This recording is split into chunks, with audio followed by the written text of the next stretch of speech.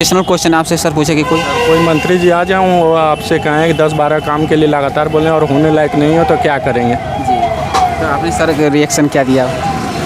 क्या मैं अपने हिसाब से बता रहा था वो लोग, मैं अचानक से ही आ गया, तैयारी करने लगा, उसके बाद से इसी में लगा रहा है। 2 बार इससे पहले इंटरव्यू भी दे चुका हूँ। जी, और कोई यूपीएससी की भी तैयारी करते हैं या फिर इसके बारे में बताइए? और कोई तैयारी नहीं, कि बस इसी सारी जो बुकें हैं सब लोग बताते हैं लगभग, लक्ष्मीकांत इतिहास की, पॉलिटिक के इतिहास के, मॉडर्न हिस्ट्री के, बिपिन चंद्रा, ये सारी बुकें जो दृष्टि IAS की बुकें हैं, यही सब इसी। तो सर ये कि कुछ NCERT बुक्स बेस्ट होते हैं। इसके अलावा जैसे हर कोई राय ये देता है कि जो अपने बहुत ज़्यादा किताब पढ़ने की आवश्यकता नहीं है। और मैं अपना एग्ज़ाम्पल दूं तो मैं जब एग्ज़ाम मैं बहुत पहले से दे रहा हूं पेपर, मगर मैंने कोई तैयारी नहीं कर पाया क्योंकि मैं कहीं बाहर गया था और अचानक मुझे एग्ज़ाम देना था, मगर क्योंकि पहले से एक तैयारी। हेलो फ्रेंड्स, नमस्कार, स्वागत है आप सभी लोग का हमारे चैनल इंडिया सोसाइटी वर्क में। तो फ्रेंड्स, आपका प्रयागराज में स्वागत है।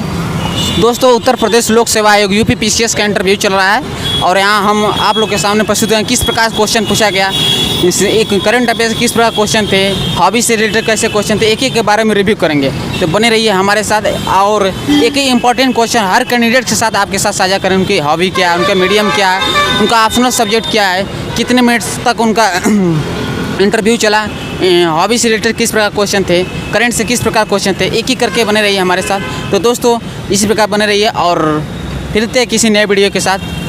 क्या है इस तरीके का। सर, आपका ऑप्शनल सब्जेक्ट क्या रहा है? मेरा ऑप्शनल हिस्ट्री है।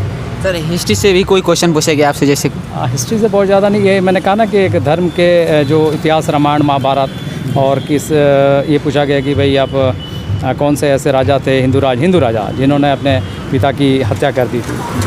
तो यही इतिहास के प्रश्न है। सर, आपका मीडियम क्या रहा है? मेरा हिंदी है। सर, कहीं ना कहीं एक मिथ है कि हिंदी मीडियम सिलेक्शन कम होता है, इंग्लिश मीडियम वालों को ज़्यादा प्रेफरेंस दिया जाता है, क्योंकि हर जगह इंग्लिश मीडियम का ही मान्य है। तो इससे आप सहमत हैं? अपना विचार बताइए। नहीं, फ़िलहाल तो ऐसा नहीं दिख रहा है। कुछ ट्रेंड था पहले, ऐसा लग रहा था कि होता है, मगर इस बार तो ऐसा प्रतीत नहीं हो रहा क्योंकि अच्छे खासे हिंदी मीडियम के लड़के आए हैं। तो सर, कोई सिचुएशनल क्वेश्चन भी आपसे पूछेंगे? नहीं सर, सिचुएशन क्वेश्चन तो नहीं पूछा गया। और कोई सर आपके होम डिस्ट्रिक्ट से भी कोई क्वेश्चन पूछेंगे? नहीं, होम डिस्ट्रिक्ट से भी कोई क्वेश्चन नहीं। सर, जो न्यू कैंडिडेट थोड़ा सा हट जाइए सर, जो न्यू कैंडिडेट इस फील्ड में आना चाहते हैं, सिविल सर्विस की प्रिपरेशन करना चाहते हैं, उन्हें बेसिक कहाँ से स्टार्ट करनी चाहिए? बेसिक तो सर ये कि कुछ NCERT बुक्स बेस्ट होते हैं। इसके अलावा जैसे हर कोई राय ये देता है कि जो अपने बहुत ज़्यादा किताब पढ़ने की आवश्यकता नहीं है। और मैं अपना एग्ज़ाम्पल दूं तो मैं जब मैं बहुत पहले से दे रहा हूं पेपर, मगर मैंने कोई तैयारी नहीं कर पाया क्योंकि मैं कहीं बाहर गया था और अचानक मुझे एग्ज़ाम देना था, मगर क्योंकि पहले से एक तैयारी रहती है तो थोड़ा सा उसको एक कुछ नया डायमेंशन डालना, कुछ न्यू एग्ज़ाम्पल में कुछ थोड़ा अलग अपने आंसर में रखो तो अच्छा रिस्पॉन्स मिलता है। ऐसा नहीं है सर, आपके जैसे कि आपने बताया कि मैं जॉब करता हूँ, जॉब में हूँ फ़िलहाल, तो सर आपको कब लगा कि हमें सिविल सर्विस की प्रिपरेशन करना चाहिए, या फिर अचानक से आपको लगा तो, या फिर आप लक्ष्य बनाए रखे थे? आपको कब लगा कि हमें सिविल से प्रिपरेशन करनी चाहिए? एक्चुअली जॉब में रहने पर थोड़ा तैयारी तो करना कठिन हो जाता है क्योंकि जॉब की जो डिमांड है उसको भी पूरा करना होता है आपको, और उसी में समय निकाल कर अगर आप कर सकते हैं तो हो पाता है। तो कोशिश करना चाहिए कि उसकी सबसे बड़ी चीज़ टाइम मैनेजमेंट है, होना चाहिए आपके पास। टाइम मैनेजमेंट है तो कर पाएंगे। सबसे बड़ी चीज़ है कि जो आप जॉब कर रहे हैं उसके साथ तो आपको जस्टिस करना पड़ेगा। आप सरकार की तनख्वाह ले रहे हैं तो वो मैं मानता हूँ कि वो पहली ड्यूटी आपकी है। जब सरकारी तनख्वाह ले रहे हैं तो आपको कम से कम उतने ड्यूटी घंटे काम करें और उसको अपने जो टारगेट है उसको पूरा करें। उसके बाद अगर आपको समय मिलता है आप उसमें निकाल सकते हैं, आप अपनी तैयारी करिए, कोई नो डाउट, कोई दिक्कत नहीं। सर, जब आप इंटरव्यू के लिए अंदर गए, एंट्री किए, तो अंदर का प्रोसेस क्या रहा सर, थोड़ा सा बताइए। जो फर्स्टली तो आपको रिसेप्शन से वेलकम किया जाता है, फिर अंदर आप जाते हैं तो डॉक्यूमेंट्स वेरिफिकेशन किया जाता है और बहुत अच्छे RO साहब हैं, बहुत अच्छे डॉक्यूमेंट वेरिफिकेशन में कोई प्रॉब्लम नहीं आती है, बहुत काफ़ी कोऑपरेटिव है। उसके बाद एक फॉर्म आता है, उसमें फॉर्म में फ़ोटो वगैरह किया जाता है, फिर कोड नंबर मिलता है, वेटिंग एरिया में आप आराम से रहिए, फिर आपको बुलाया जाता है, एंट्री हो जाती है, बस यही प्रोसेस। आपके पैनल का क्या नाम रहा सर, बोर्ड मेंबर? मैंने पैनल का नाम ध्यान नहीं सर, कितने बोर्ड मेंबर थे आपके पैनल? मेरा नंबर 4 थे। हॉबीज के विषय में भी पूछा था जी? हॉबी के विषय में नहीं, हॉबी के बारे में नहीं पूछा। तो थैंक यू सर, हमारे साथ जुड़ने के लिए बहुत बहुत धन्यवाद। Have a nice day, best of luck. Thank you sir, thank you very much. Alok Kumar. कहाँ से हैं आप? हम देवरिया से।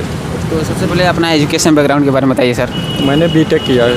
BTech yes. सर के आपका ऑप्शनल सब्जेक्ट क्या रहा? मैनेजमेंट। इससे ऑप्शनल सब्जेक्ट से रिलेटेड कोई क्वेश्चन आपसे पूछा गया सर? सारे लगभग उसी सैम्पलिंग क्या होती है, डिसीजन मेकिंग क्या होता है, FW टेलर के बारे में पूछा गया। और सर एजुकेशन बैकग्राउंड से रिलेटेड कोई क्वेश्चन आपसे पूछा गया? मेरा बीटेक था तो इलेक्ट्रॉनिक्स एंड कम्युनिकेशन से पहले क्वेश्चन था, फिर उसके बाद से नहीं पूछे कुछ। सिचुएशनल क्वेश्चन आपसे सर पूछे कि कोई मंत्री जी आ जाऊँ वो आपसे कहें कि 10-12 काम के लिए लगातार बोलें और होने लायक नहीं हो तो क्या करेंगे? जी, तो आपने सर रिएक्शन क्या दिया? क्या मैं अपने हिसाब से बता रहा है तो वो लोग पूछते। सर आपने जैसे कि इसके लिए कोई कोचिंग ज्वाइन किए थे या फिर सेल्फ स्टडी किए? कोई कोचिंग नहीं। इसके सर आपको कब लगा कि हमें, जैसे आप बीटेक किया, आपका बैकग्राउंड बीटेक है, तो आपको क्या लगा कि कब लगा कि हमें जाना चाहिए इस बैकग्राउंड में, तो या फिर अचानक से आपको सिविल सर्विस में कूदे?